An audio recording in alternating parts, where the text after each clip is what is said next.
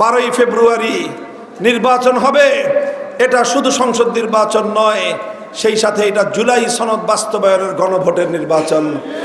এই জন্য দেশপ্রেমিক জনতা, ইসলামের পক্ষের শক্তি সকলে মিলে আমরা ঐক্যবদ্ধ এক কথার উপর যে গণভোটে জুলাই সনদের পক্ষে।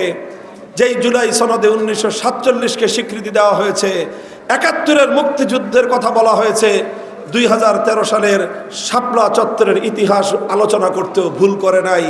সেই জুলাই সনদকে ভোটের মাধ্যমে বাংলাদেশে চূড়ান্তভাবে আইনি ভিত্তি প্রদান করতে হবে। এটা আপনাদের কাছে আমাদের পয়গাম থাকলো। ইনশাআল্লাহ আমাদের এই দাওয়াত মানুষের ঘরে ঘরে, মা বোনদের কাছে, বন্ধু বান্ধবদের কাছে পৌঁছে দিবেন। ইনশাআল্লাহ আমরা আগামীর বাংলাদেশে আল্লাহর কোরআনের শাসন দেখার জন্য আমরা অপেক্ষমান থাকলাম।